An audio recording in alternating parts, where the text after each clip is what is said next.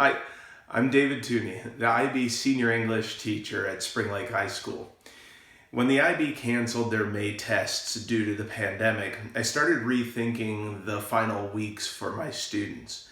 Knowing that reading, writing, and speaking are the cornerstones of any English class, I asked my students to read a book on their potential college or university reading list, and then connect those books to new ideas, culture, family, and their own lives.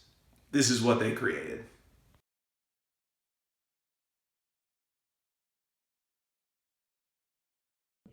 My name is Lauren Rose, and I'm going to be attending Hope College in the fall. And the book that I chose to read was In the Time of the Butterflies by Julia Alvarez. And the reason that I chose this book was because I knew that I possibly could be reading it during my next 4 years at Hope. And I was just really interested in the fact that it was based off of the story of the Mirabal sisters, who were almost all of them were killed for their fight for freedom in the Dominican Republic in the mid 1900s, and it's being told by the only survivor of the family. And this book kind of really mentions, just like really discusses the importance of family and fighting for your rights, especially women's rights, since it's being told by all four sisters and their interest in politics. But it really connected to me now, especially because we are in a time of quarantine and we're only really around our families, and to see other families being strong and staying together and supporting one another during a time of fear like the dictatorship, and now with me during this really hard time, it's kind of crucial to me to have that family with me, and I'm very blessed to have that. And I loved reading about the women's rights and them fighting no matter what it took for them to get what they wanted and to have a free country, and the oppression of women to begin with. And I just felt really connected to that, especially with everything in the media nowadays. I just love to hear about a story about women in the mid 1900s in a different country that had less rights than we do now. And it was very inspiring to me. Thank you. My name is Rachel McFall, and I'll be attending Grand Valley State University in the fall. I chose to read Frankenstein by Mary Shelley from the recommended reading list for incoming freshmen. This book is about the hubris of man and the danger it poses, and I believe that its message is especially important in these troubling times. Frankenstein suffered from going against nature and creating unnatural life, and we suffer when we refuse to follow the safety measures that tell us to stay inside, stay 6 feet away from people, and stay safe. No one is above nature. In Frankenstein, when he tries to create this unnatural life and go against nature, he suffered, and the monster suffered, and so did all of mankind. And people suffer, people die if we let hubris take over and refuse to accept that we're not above nature. On a more individual level, Frankenstein taught me a lot about being a good person. Mary Shelley cautions against obsession. She says it's unfit for man as long as it detracts from your peace of mind. She shows the reader through the novel that there can be miserable consequences to a lack of balance in life. Through the gentle and joyful presence of her female characters, as well as Frankenstein's best friend, she drives this point home, describing wisdom and kindness they conducted themselves with, and what a powerful, positive impact they made on Frankenstein's life and temperament. This novel is a reminder to me as I go into the next stages of my life to be gentle, kind, balanced, and humble in everything that I do. Hi everyone, my name is Rachel Thornley and I will be attending Ohio State University. I read The Death of a Salesman by Arthur Miller, and this play follows Willie, his wife Linda, and their two sons Biff and Happy, and it focuses on their goals and aspirations that they have for themselves and how these goals actually affect their relationships. So Willie is the main character that we follow, and he's a salesman that is just striving to be liked by everyone. He wants to be successful in his career, and he thinks that by constantly working and trying to please others and be successful, he will have the best outcome for his wife, for his kids, and just for life in general. And what he learns is that by putting so much into this, he's actually losing relationships with his kids and with his wife. His kids, Biff and Happy, are both trying to please their father, make him proud, and so they're both trying to get on a career path. So Happy already has a career path, and his father is just so proud of him, constantly praising him in front of Biff. And Biff is the older brother, and he has a little less of a clear path. He's just trying to figure things out still and find what truly makes him happy. And by doing this, his father sees that as unsuccessful, and he thinks that he's just making mistakes and not putting in enough effort. And so what I took away from this is that with Willie trying to construct this perfect life without any imperfections or mistakes, and just with complete incline and success the whole time, he's really missing what's valuable. And I think that Biff honestly is finding more value in life right now than most of the other characters, because he's trying to find what brings him joy and passion while still being successful and making others proud and doing what's right. And I think that it's more valuable to take your time and take risks and make mistakes and figure out what honestly makes you happiest and works best for you than it is to just pick a career and focus your time into it and not find and trying to avoid mistakes in it, because it's much more valuable to learn from your imperfections and mistakes than it is to try and avoid them. Hi, I'm Skylar Kuhn, and I will be attending New York University next year. And the book that we will be assigned to read in our freshman English class is called Educated, a memoir by Tara Westover. And this book is Tara's story about overcoming the suppression in her Mormon household and her furthering her education against her family's wishes. And I love this book. I feel like I have a connection to it because I am an avid feminist. I think all women should have equal opportunities, and I am the president of the Girl Up Club. So fighting for girls' educations is something I'm very passionate about and I work on. But what I have been working on these past few years of being a part of Girl Up has been all international sending girls to college, and reading this story really opened my eyes to how far we still have to come in this country. And we've come a long way, but there's still women like Tara who are in households that do not support women furthering their education and do expect women to stay home. So I think this book gives a great message of perseverance and persistence in spite of blockage from people in your family, and showing that if you have the persistence and drive to do anything, you can do anything. Hello, my name is Malachi Mulder. I'll be attending Calvin University in the fall, and I read the book Night by Ely Wessel. My dad gave me this book and said that it was a short and yet powerful read.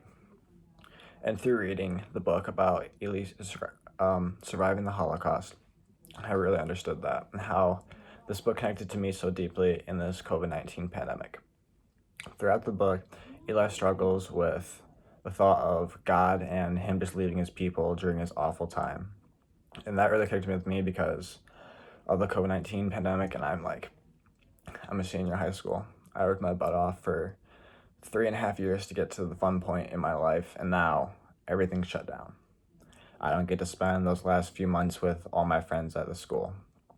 I don't get to go and take the hard test that I have been preparing for so long to take. And it just kind of really upset me. I'm like, why could God let this thing happen to me? Out of all people at all times, why did it have to be this time in my life? And I guess what I realized kind of through the book is that there's always good things and bad things. So for COVID-19, for example, masks are being given away. Food is being given to healthcare workers like my mother. And just those kind of things give me hope for the future. Just like Eli, when he survived the Holocaust, he knew that he was the only last survivor. but he had hope for the future because he knew that throughout all of it, God had been there with him and kept him safe, even in the bad time. And I can find reassurance in that as well moving forward in my life. And that is how this book has affected me so positively. So in the book, The Death of a Salesman, by Arthur Miller, the main character is Willie Loman, and he's a traveling salesman who just recently has been cut off salary and only put on commission. And he's always traveling around, sometimes going for days, just traveling to other states to sell. And he's just really unsuccessful in life. And then his two sons, Biff and Happy, they aren't rich by any means. And so their father just always thinks of them as failures because his idea of success is being super rich. And he just sees all these people around him because he lives by the city. He sees all these people around him, his neighbor, his older brother. They were all really rich and successful in life, and he just really envies that and wants that for his sons too. And so this book makes me think a lot about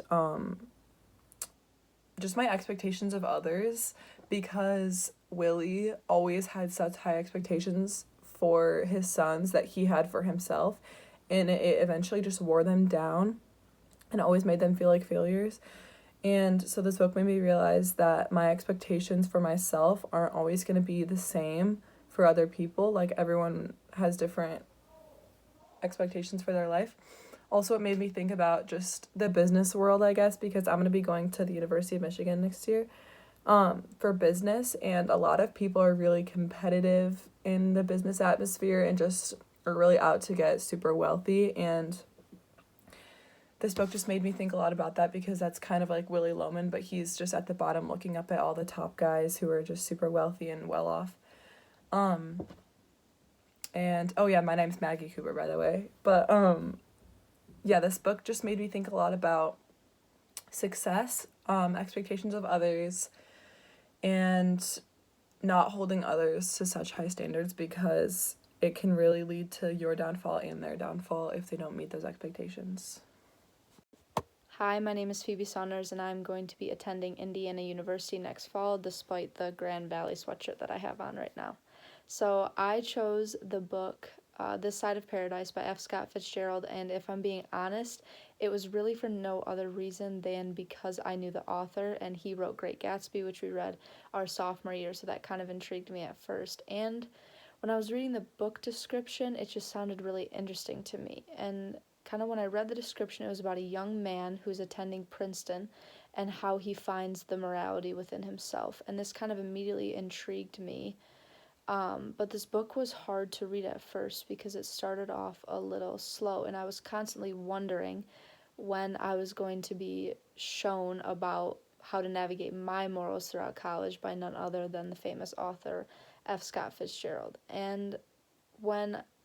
But kind of like what I learned throughout the book wasn't exactly how to navigate my morals in life, but how to accept myself for the person I was raised to be. Throughout this book, Armory, who is the protagonist, the main character, he's constantly struggling to change himself to fit the guidelines that society and his peers have put in place. And this causes every relationship that he makes to slowly fade throughout time, because none of them were truly friends with him. They were friends with the person that he was trying to be. And this is something that was really eye-opening to me because I felt so connected to this character, and I've always tried to stay true to who I am throughout high school, and I'm going to try in college, but I feel like myself and many others are guilty of trying to fit in with certain people. And now going to college where no one knows my history, who knows myself, I realize that I can kind of fit myself to be any person. And this honestly is something that terrifies me because I don't want to turn into the wrong kind of person with the wrong morals and that type of thing. And so after reading this book, I was really kind of put at peace with what F. Scott Fitzgerald was trying to say about how it is so important to stay true to who you are and how the right people will eventually come around in your life. So Hi guys, my name is Sophia Kaptein, and this is my IB English book talk on The Last Lecture by Randy Posh. So this book was about a man who was diagnosed with pancreatic cancer and was only given about 3 to 6 months left to live. He had the opportunity to give a lecture, his last lecture, because he used to be a professor, and he gave this lecture to about 400 people. Those people were just whoever wanted to listen. So I think the audience of this book is anybody who wants life advice. I found this book off of a list that is recommended for people who are going to be college freshmen, so that's why I chose to read it. But he gives really good life advice for people of all ages, genders, races, sexes, etc. I think I will use this book in the future because he just offered really good advice that I will be using. One of my favorite quotes of his was, "Brick walls are there for a reason. They show you how much you want something." So if you don't want something as much, that brick wall will act to stop you from pursuing that dream. And if you really want it, you will knock down that brick wall and keep on trying to pursue what you enjoy and want. And I will be using that quote probably for the rest of my life, and hopefully in the biomedical studies that I'm going to do as a freshman in college next year, and hopefully in dance as well. Hello, my name is Claire DeBlanc, and next year I will be attending Central Michigan University, where I plan on studying environmental science. This is why it was suggested to me that I read Lab Girl by Hope Jaron. This book is based on the author's life and follows her through the struggles of being and of becoming a scientist. Throughout the book, Jaron constantly wonders if she's on the right path, if what she's doing matters to the larger world, and what her next step should be. These are all fears that I have, and I think a lot of other people my age have as we move from high school into the next step of our lives and we have to figure out our lives. Like Jaron, I have always had an idea of what I want to do with my life, but also like Jaron, it includes environmental science. However, I think it's clear that getting there involves a lot of struggles and it's a long journey. In one part of the book, Jaron brings attention to a human truth, which is that humans have an intrinsic connection to nature, when she says, "Like most people, my son has a particular tree that figures prominently in his childhood." Earlier in the book, Jaron describes her childhood tree and how it was chopped down. My childhood tree was also chopped down. It had 2 trunks, and it produced delightful, colorful tufts. These trees that are loved by children are often thoughtlessly killed by adults, which shows that our society eventually ends up teaching us that we are not part of nature, but separate from nature. This is the root of many current environmental problems that we are facing and that Jaron addresses throughout the book. And I think it's also a reason that this book is important to the world, and the book made me think about the natural world and my role in it in a whole new way.